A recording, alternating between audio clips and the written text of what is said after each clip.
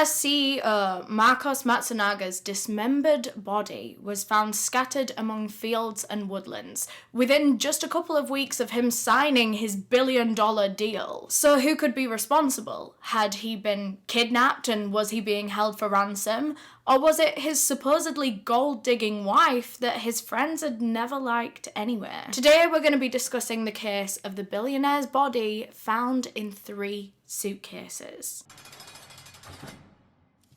But quickly, before we get into today's video, I do just want to thank our sponsors for making this video possible, Magellan TV. Such a hidden gem in the world of streaming services. They specialise in documentaries, so naturally their true crime section is amazing. I rinse that section every single week. They have such a range of topics on there, from like serial killers to missing persons documentaries. They have the really infamous cases that everyone knows and everyone wants to learn a little bit more about, but they also have smaller cases from countries that might not speak your language, cases that aren't quite easily accessible. They have documentaries from the detective's point of view, which reminds me of this one that I watched a couple of weeks ago called How to Catch a Killer. This one was so good. It was like a compilation of a load of different cases from New Zealand, which was really interesting because obviously I'm not from there. I don't hear about those cases as often. But honestly, all of their true crime documentaries are worth a watch. They add between 15 and 20 hours of new content every single week. So their whole catalogue is always being refreshed. You're never going to get bored. There'll always be something new to watch. It's completely ad-free as well, so you're never going to be interrupted as you're watching your documentaries,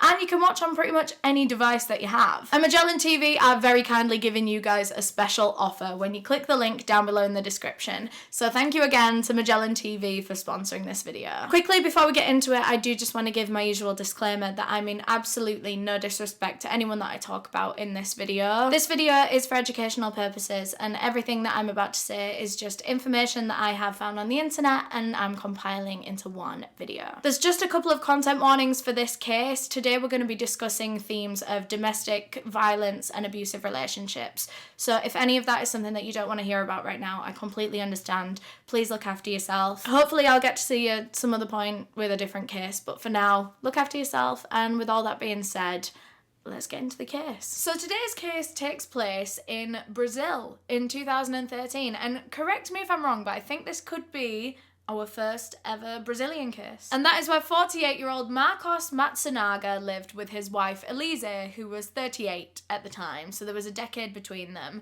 and they seemed very happy together. They were super, super rich. Marcos was a multi-millionaire CEO who was about to become a billionaire CEO. Basically, he owned this food company named Yoki, and this company, it was like a pantry foods kind of company, like packet foods, like popcorns and crisps and stuff like that.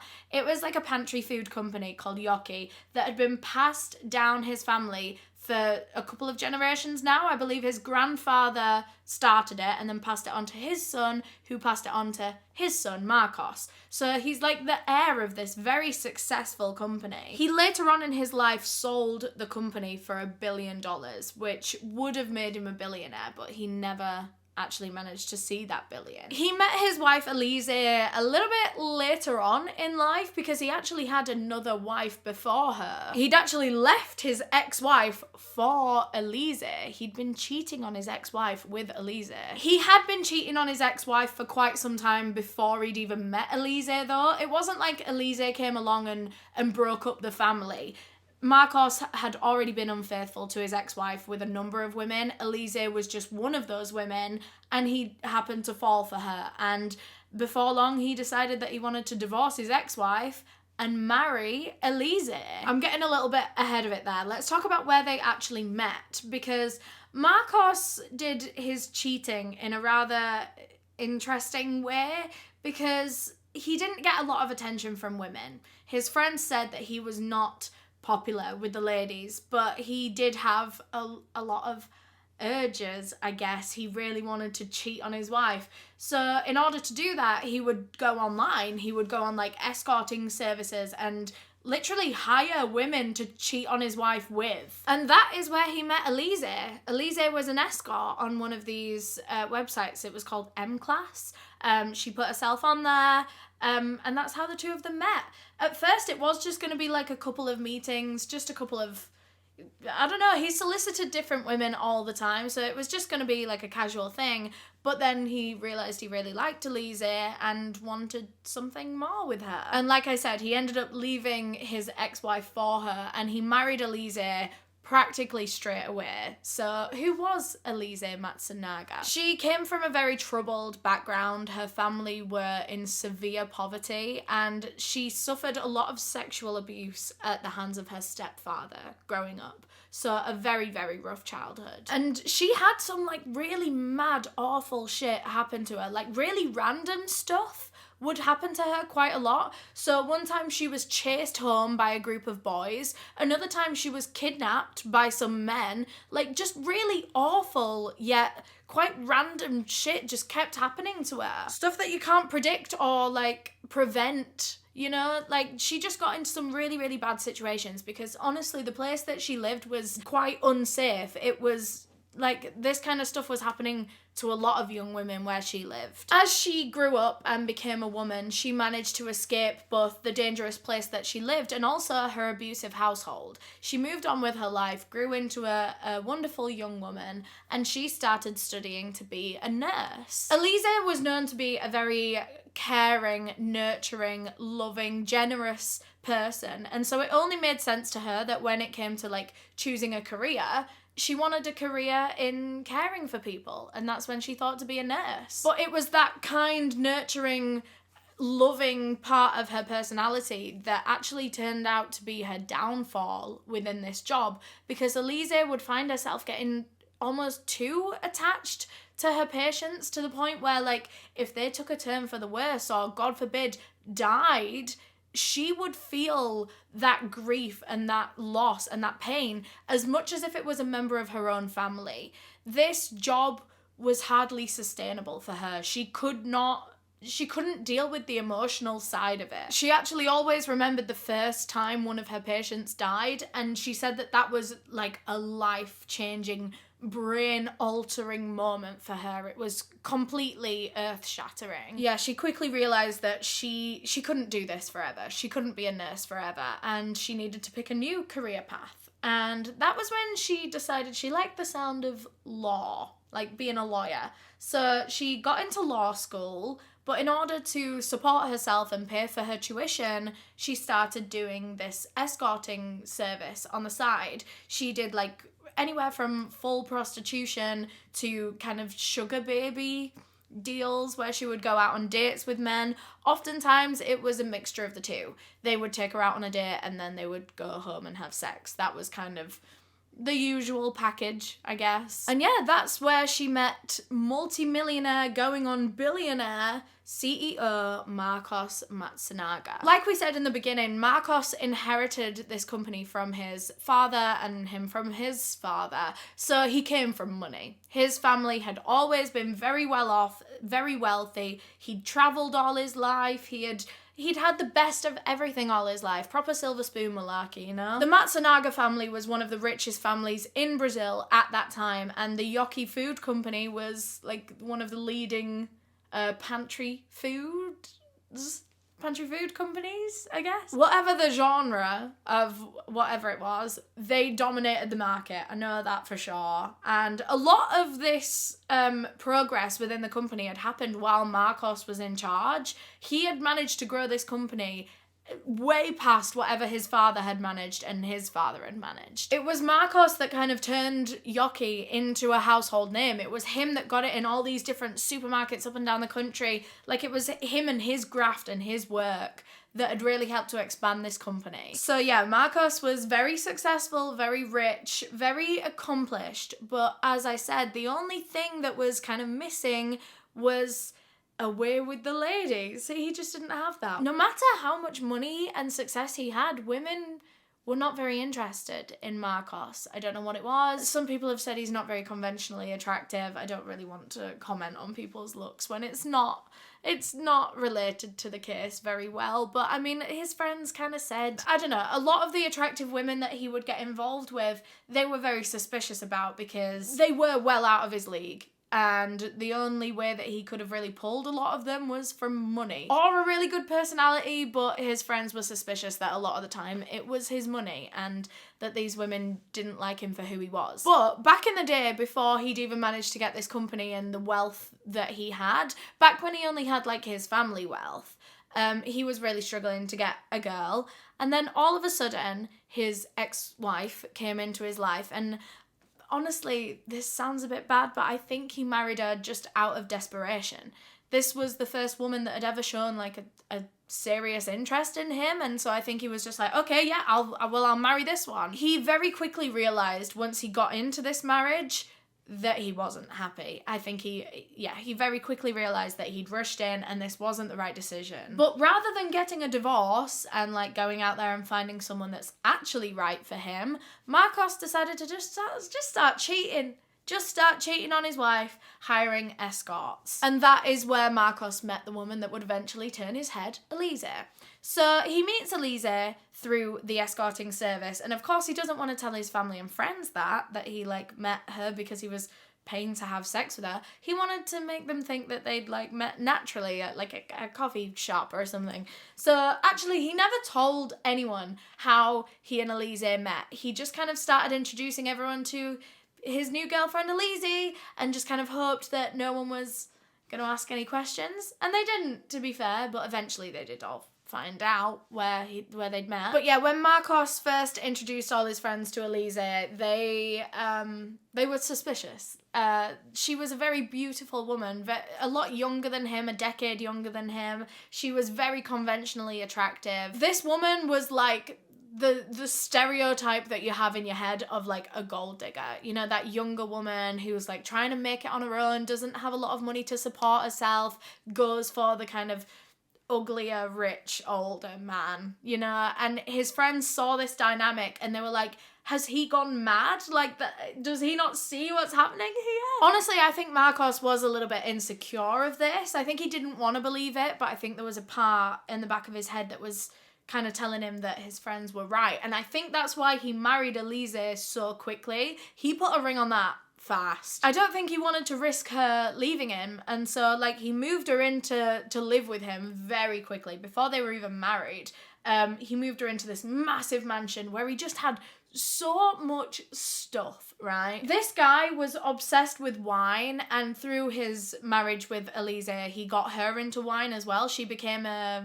what's the word where they study wine? An oncologist? That's definitely not the word, and now I'm embarrassed. But she was a winologist, you know? You know the proper word.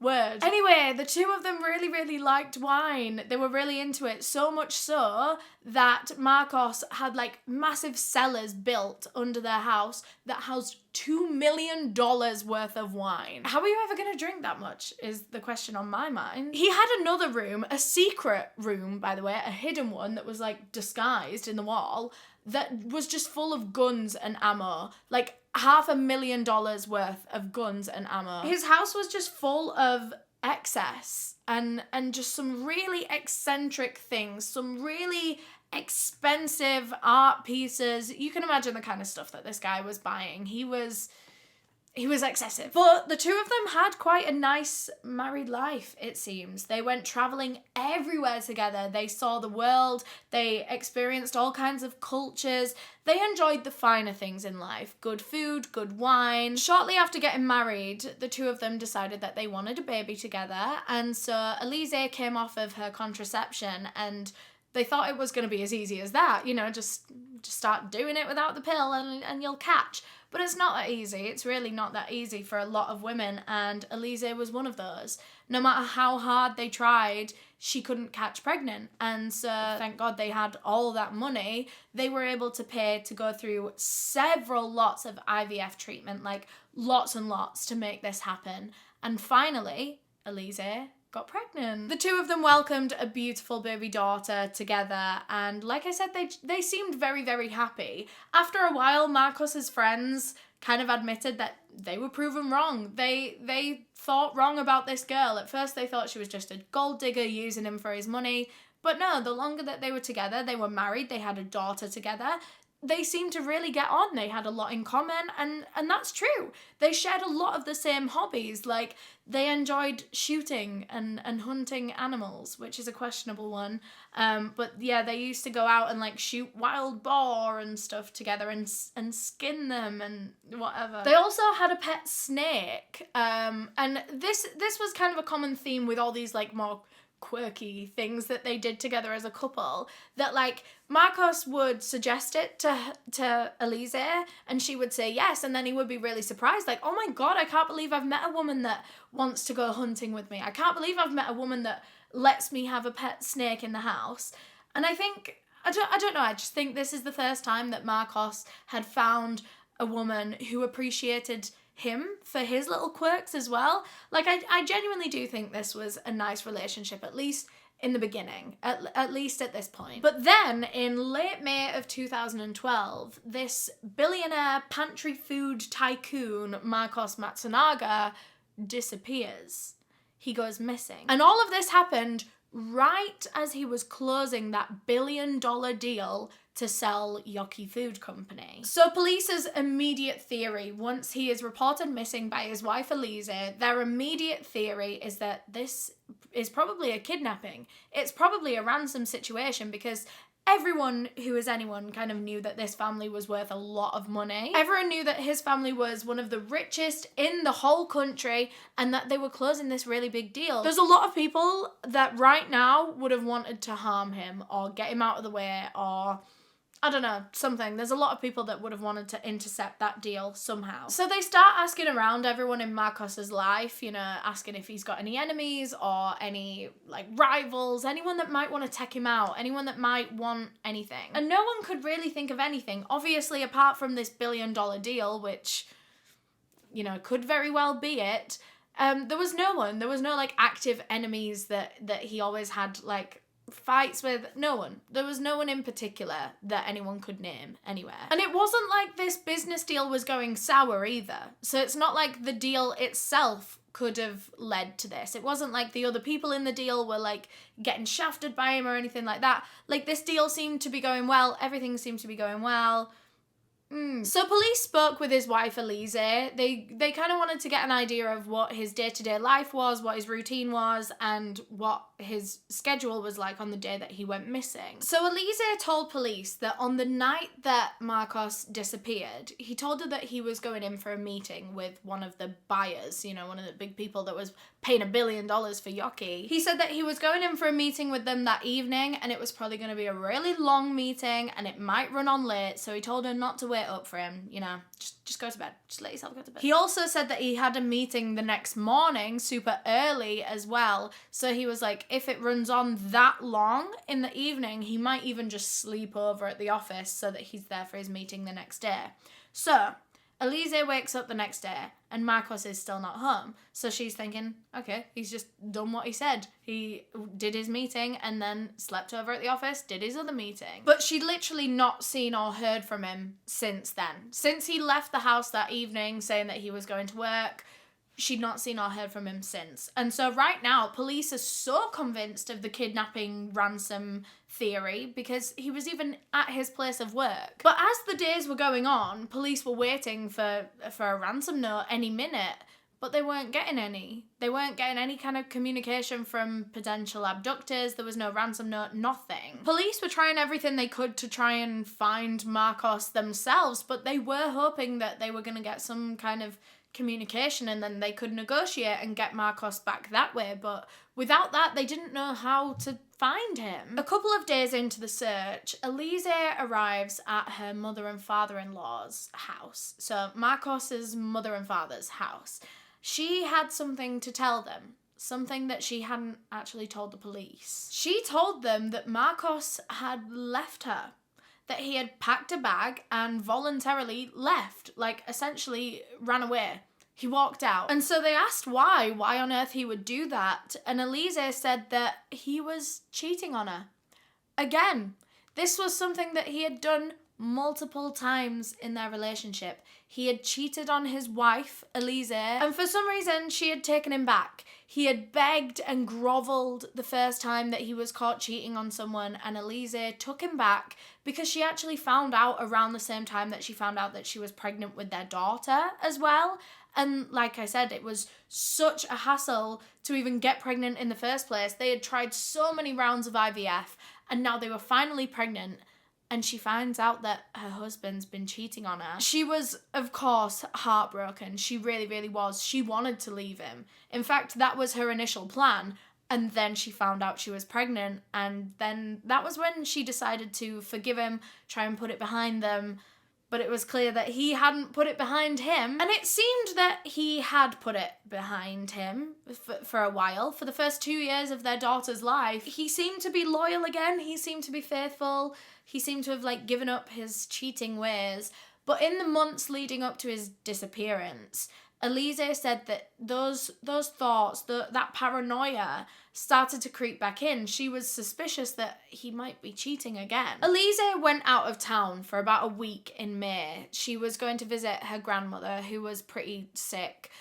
So she was going back home to see some family, and she thought, okay, now is the perfect time.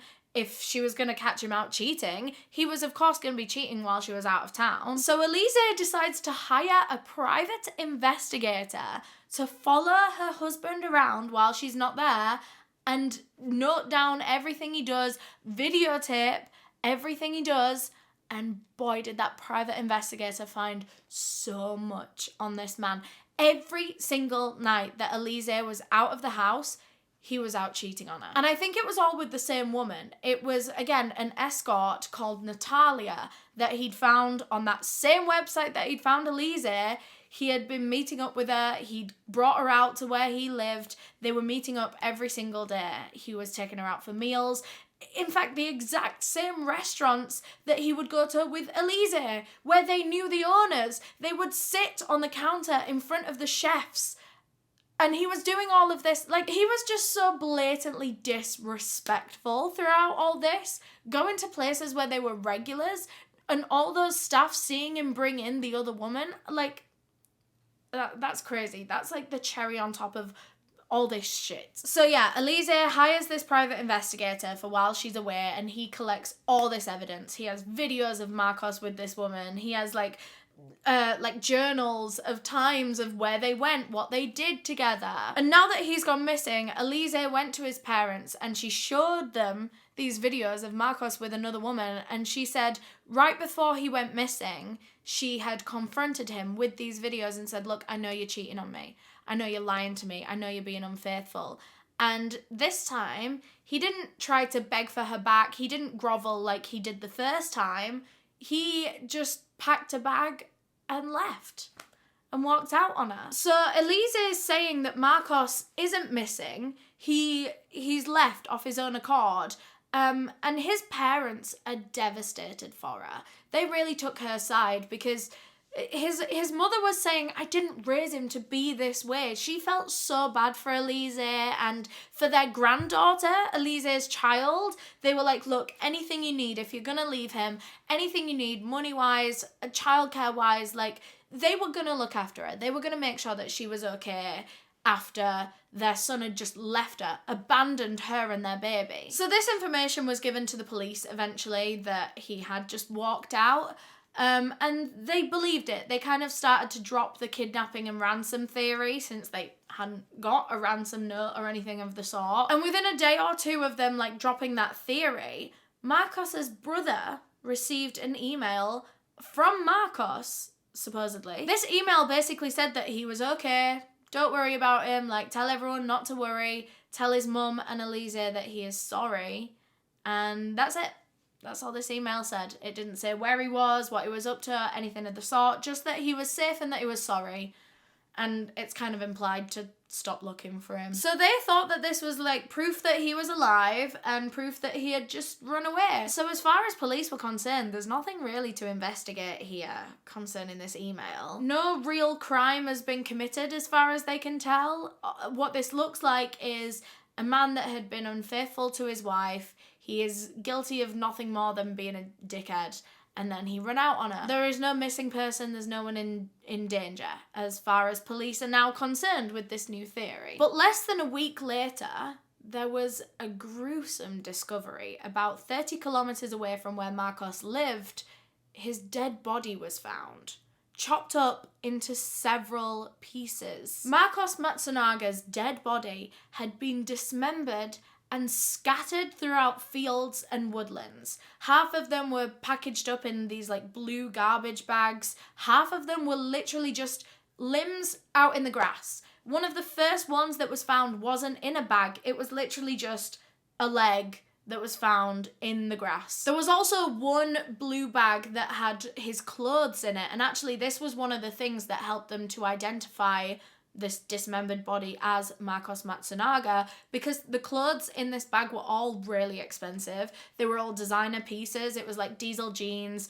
a polo shirt. Like, this whole outfit cost a lot more money than most people in that area made in a month. So realistically, there's only very few people that this body could be, and they know that this billionaire has just gone missing. So it didn't take long for them to identify it. Actually, his head was one of the last pieces of his body to be recovered, and of course once they had the head they could identify the dental records, and they found that this was Marcos Matsunaga. And when they found his head, that also offered up his cause of death as well. So they obviously already knew that he'd been murdered, because of course you can't die of natural causes and then be found dismembered in a field. This was obviously murder, but they didn't know how he'd been murdered until they found that head. And they found one singular gunshot wound going in like the top of his head, and it exited from his jaw.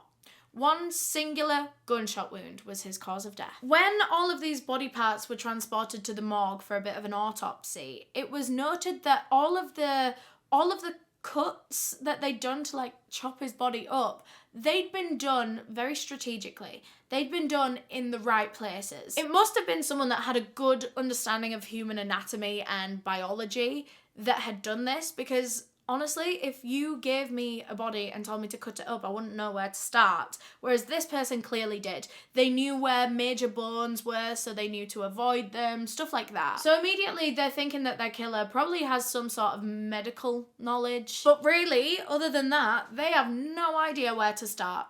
They have no leads, they have no suspects.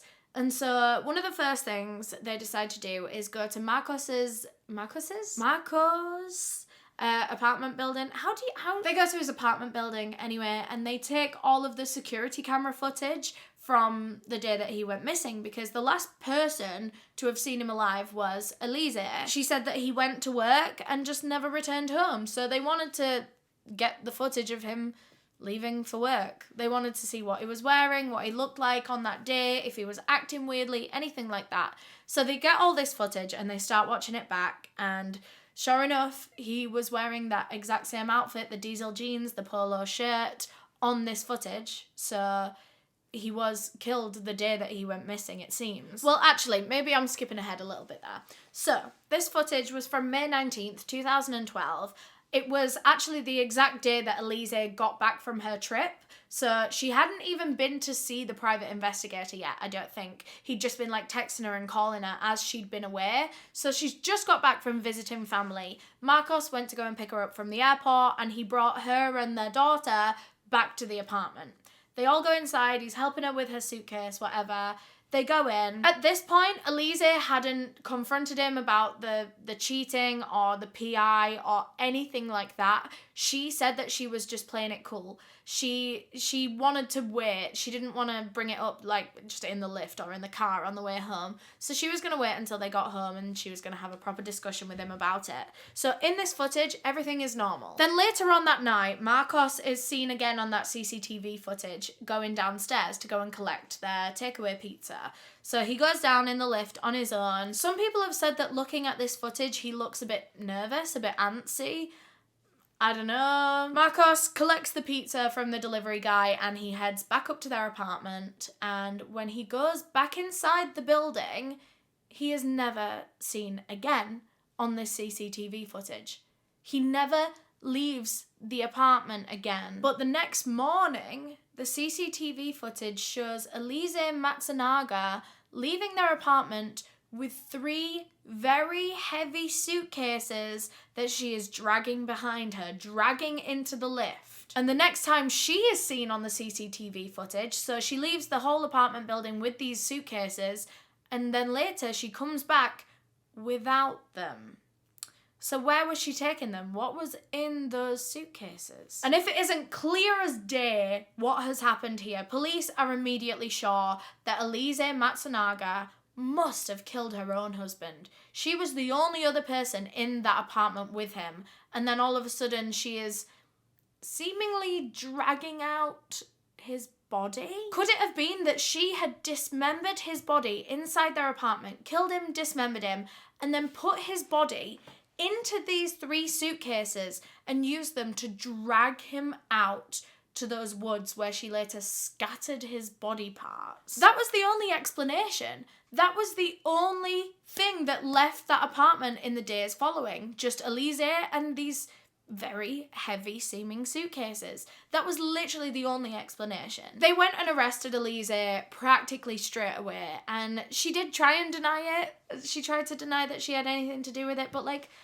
you can't deny that CCTV footage. So regardless, she was charged with his murder. And eventually, after wearing her down in a questioning, she admitted that she killed him, and she told police the sequence of events leading up to her murdering her own husband. She said that they'd been arguing all night before it happened. They had been arguing for hours, practically since they'd gotten back in the apartment from him picking her up. She said that they'd ordered this takeaway pizza for dinner because neither of them could be bothered cooking. So they're waiting for this pizza to get here, and before it even arrives, Marcos starts acting weird, right? He took a phone call as they were waiting for the pizza to arrive. He took a phone call and he comes back into the room afterwards and he says, that was my dad on the phone. He really needs me tonight, so I'm gonna go over to his house after we've eaten dinner.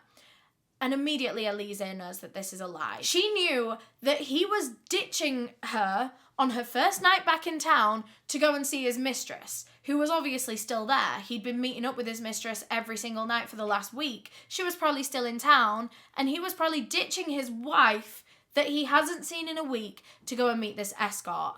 And Elise was fuming, of course. Her initial plan was to try and play it cool and calm and try and have a discussion about it and bring it up in a more level-headed way. But as soon as she heard this, that he was going to see his dad, she lost it. She couldn't hold it in any longer. She started screaming at him, saying, "I know you're lying to me." And again, this time, Marcos didn't try to beg for her forgiveness. He didn't try to grovel. He didn't try to make things up to her. In fact, he did the complete opposite. Marcos became evil. He became so angry and awful with her. He was telling her that she was crazy, that she was making all of this up, that she was paranoid, that she was insecure. And this was stuff that he had told her all throughout their relationship, by the way. It wasn't exclusive to this argument. He would always tell her that she was crazy, that she was unstable, that she wasn't a fit mother to their daughter. Honestly, I think throughout this relationship, we don't know a lot of the ins and outs because they seemed very happy on the outside. But I think a lot of this relationship had been quite abusive internally. He was very controlling, very possessive, didn't let her have any male friends. Whenever she would go to law school, he would ring her up like once every half an hour to check where she was, who she was with, making sure she wasn't with any boys. She had to tell her male friends not to talk in the background while she was on the phone to her husband because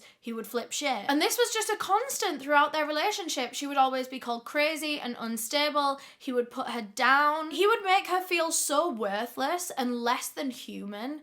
And particularly, he had a job with her past as a sex worker, which is just so stupid.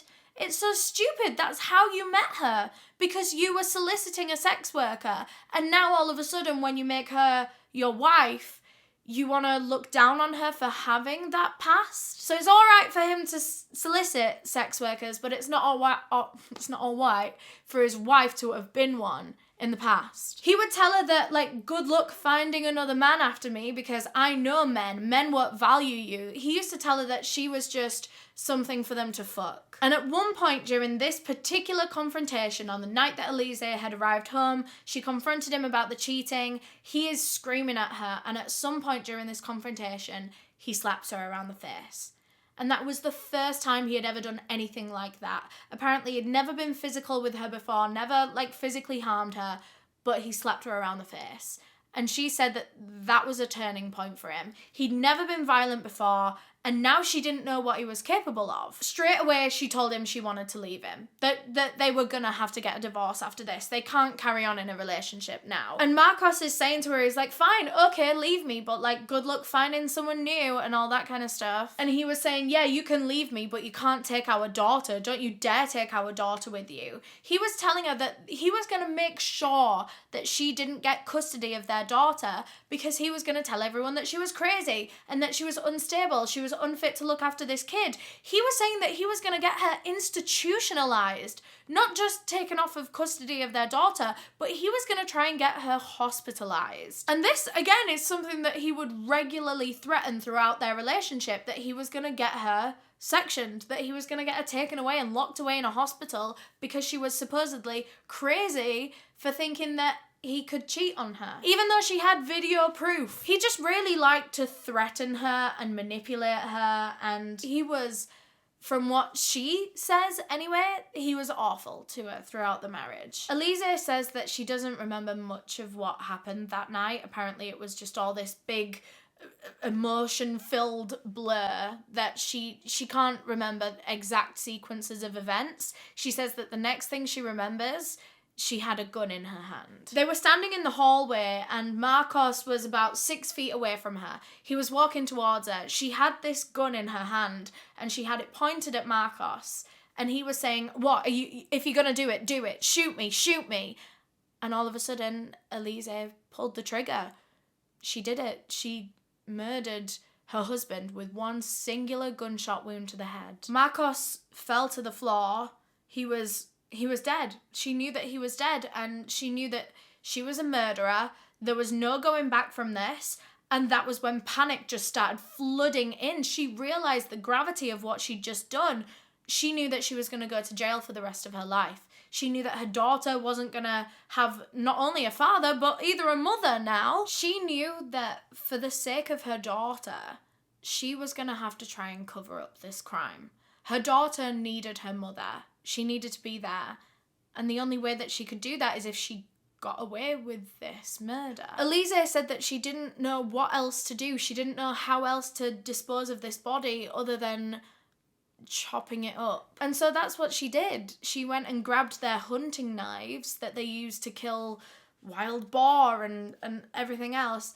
And she went and chopped up her husband's corpse. Elise managed to do this very, very well. Like we said, like it was discovered in the autopsy, it was clear that she had a lot of skill with knives, and immediately when it was discovered that it was Elise that had killed him, immediately they were thinking, right, well, yeah, nurse, she used to be a nurse, makes sense that she has good knowledge of anatomy. But actually it turns out that the reason she was so good at dismembering him was because he had taught her how to do this with animals. He taught her how to skin animals and debone them and how to cut through the different types of, you know, the muscle versus gristle.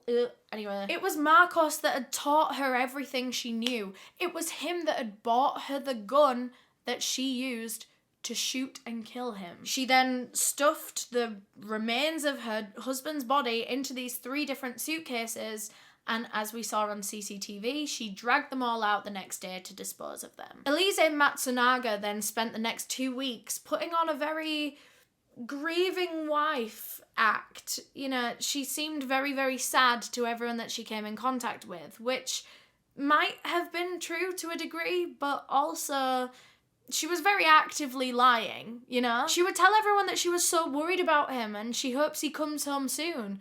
You know he's not coming home. You know where he is, you know what you've done to him. It's a very confusing case, is this one. You will find yourself feeling sympathetic one minute and then not the next. you know, if you are going to kill someone in self-defense, she then goes on to lie about it to everyone's face. She chops him up, physically sits there for hours, hacking away at a human corpse. There's only so much sympathy you can have. And honestly, a lot of people theorize that a lot of the sympathy that you might have for Elise could be built on false accusations. A lot of people think that all of this abuse that seemed to happen in the last few hours of his life seems quite convenient. There is absolutely no way of knowing. It seems awful to want to argue Elise's account and want to say that she could be lying about this. But it's something that police have, of course, had to consider, is that he had never hit her before up until this night, supposedly, and things like that. It just seemed very convenient that the abuse reached this new height on this particular night. But that being said, if the abuse had naturally reached a new height that night, then that's probably why her self-defense kicked in. You know, I mean, there's two sides to it. I don't know, it's the dismemberment that really gets me, that, like, if I was to, touch wood, have to kill someone in self-defense, hope to never have to, then the next thought going through your head to be, oh, okay, let's chop them up and hide their body. No, absolutely not. Your first thought would be, oh shit, call the police. You would hope. A lot of people that don't believe Elise, so this case is very polarizing. A lot of people believe her, a lot of people don't believe her. A lot of the people that don't believe her are men, and a lot of the people that believe her are women. You will see throughout this case, it's a very, very frustrating one on so many different levels. But a lot of the people that don't believe her think that this is just proof of her gold-digging ways, you know? They all suspected that she was a gold digger in the beginning, and maybe this was her playing the long game. Maybe she was getting in there, getting married, having a kid with him, so that then she could just have all of his inheritance. Maybe just kill him one day and then get all of his life insurance money and be the heir to the food company and all of that. As I'm sure you can imagine, most of the people that are trying to discredit her accounts are men. A lot of this case and the trial was very, very misogynistic. This woman is standing there claiming that she has been physically abused, emotionally abused for years. She'd been cheated on. Her husband had treated her like crap, and people were like, nah, I think you just want his money. Which, like, how stupid, because as her team of lawyers quite rightly pointed out, she already had his money. She was already married to him, sharing all of that wealth with him. They were traveling the world, enjoying the finer things in life. She already had all that. She didn't need to kill him to get that. She already had access to everything that she could possibly get from killing him. So what does she possibly have to gain from killing him? Oh, another thing that really miffed me off about this case, especially the trial, is that they just keep bringing up her past as a sex worker, which is so insanely irrelevant to absolutely everything that's going on. Absolutely everything. But that was like one of these misogynists' big point, is that she was a struggling sex worker all these years ago, so of course she's killed him for his money. What does her financial past even have to do with her murdering him now? Never mind her career past, you know? Bottom line is, she was already married to a very rich man. She was already in a very good situation. She doesn't need to kill for money, is my point. Oh, also, the cherry on top of all this misogyny in this case is that they actually made Elise and Marcos's daughter have a DNA test so that they could prove that it was actually Marcos's husband and that she wasn't still escorting other men and falling pregnant with other men. And you know what? The results came back. Of course it was Marcos's baby. Of course it was. She had never once cheated on him. She'd never been unfaithful. There was no one else in the picture on her end. She had always been dedicated to Marcos. She genuinely liked him. It was him that was unfaithful. There was nothing to worry about or doubt with her. But now this is where we flip again on this story, because there were quite a few dodgy things in Elise's story that the prosecution brought up. So, for example, the way she said that she shot him was that they were standing about 6 feet away from each other in the hallway, he was walking towards her, and she just shot him. But there's some inconsistencies between her story and the physical evidence. So, for example, the gunshot wound, the bullet went into Marcos's head from above. It kind of went in like that and then came out of his jaw, which tells us two things, actually. The fact that there was an exit wound says that she must have been very, very close to him when she shot him, which some people argue she must have been a lot closer than 6 feet, but some people say that in some cases it is possible to have an exit wound from 6 feet away. So that's not very strong evidence, but the fact that the bullet went into his head from above when she is shorter than him is questionable. She was 5 foot tall, holding the gun about like shoulder height. He was 5'8" and walking towards her. How is she possibly, unless she was like holding the gun all the way up here and like pointing down, how could she have shot him like that? Her defense team does say that this is a lot easier to explain than it sounds. Basically, if Marcos was walking towards her, probably like, you know, arguing, throwing his arms about, moving around, there's the chance that he could have like ducked a little bit and then she shot, like say like even did that with his head and she shot straight forward, then it's going in the top of his head. It does seem easier to explain away than the prosecution made it sound. And of course there's the fact that if you see someone putting a gun towards you, are you gonna try and like duck and protect yourself or hide or something, aren't you? You're gonna move. My instinct is to go like that. But yeah, the prosecution said that because of where this gunshot wound was, they said that Elise must be lying about her story. She can't have been stood 6 feet away from him when she shot him. They suggest that he was probably sitting down or laying down. He was unsuspecting. He was unable to defend himself. In fact, one of the theories that was put forward by prosecution was that Elise had planned to shoot him while he was out collecting the pizza from the delivery driver. So they think that he left the apartment to go and get that pizza, and Elise immediately snapped into action, went and grabbed the gun, loaded it, and then hid behind their front door, waited for Marcos to return. He walks into the apartment, and then once he's in front of her and she's standing behind him, they think she then shot him. But now that I've just said all that out loud, surely that means that the shot would be too low as well? If he's like walking, then he is still going to be taller than her, is he not? That's stupid. That is stupid. But whatever you believe about where she shot him or how she shot him or how it went down, one thing that I just cannot let go of in my mind is that she dismembered his body. I feel like dismemberment always takes a crime to the next level because you have to actively sit there for hours with the smell of blood in your nose, like, ugh, like I genuinely could not think of anything worse. You're hacking away at a human body, hearing all the squelchy for hours. Like, it's a completely different thing to shoot someone once in the head in self-defense and then feel really guilty and feel remorse and, like, you know, report yourself to the police, which is what I think a lot of people would do, versus try and cover it up and chop up this body into several pieces and then stuff it all into 3 different suitcases, drag the suitcases away, drag them to a woodlands, scatter the body parts about as well. It wasn't even like she just like ditched them all in the same place and got it over with. They were scattered. This case is it's so crazy. It's so crazy. Oh, also, she was dismembering this body while her infant child was literally in the next room over as well. That's another crazy part of it. I don't know. I think there's a certain extent of sympathy that you can feel, and she kind of had me up until the dismemberment part, basically. And on top of that, there was one interesting thing that was talked about in the trial that we don't, I don't know, let me just tell you it and we'll see what you guys think when I've finished. But basically, in the autopsy, it was discovered that Marcos had blood in his lungs.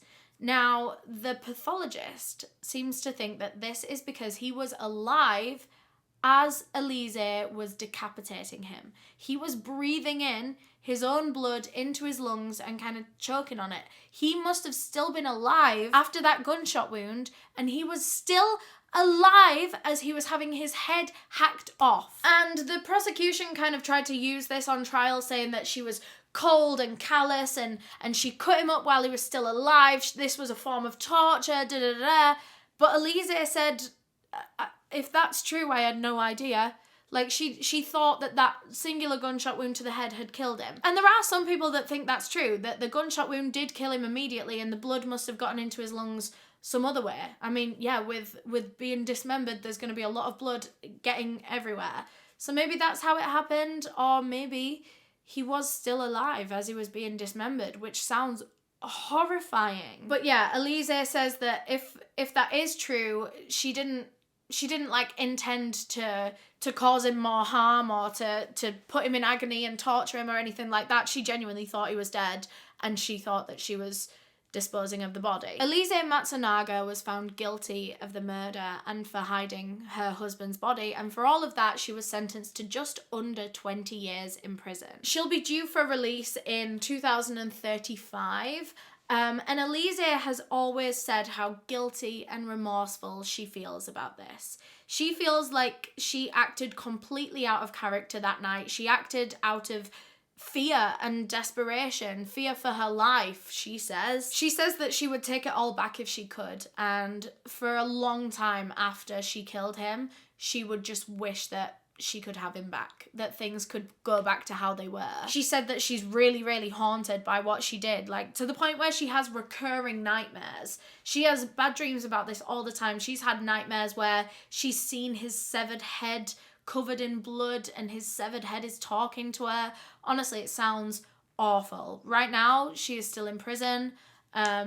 And I'm sure there'll be an update on it in 2035. Oh, just an update on their baby as well. The baby is being raised by Marcos's parents and apparently is doing well as far as I know. But that is all I have on this case. Thank you so much for watching, and thank you again to Magellan TV for sponsoring this video. Like I said, if you click the link down below, there'll be a special offer for you. A huge thank you to all of my channel members for supporting the channel and helping me decide the cases that I cover. All of my tier 2 members are on screen right now, so thank you so much. If you want to become a channel member, you can click the join button down below. But yeah, thank you so much for watching. If you enjoyed, please leave a thumbs up. That would really help me out. If you want to watch another true crime video, I will leave you one there. Especially, I'm gonna pick this one out just for you. There you go.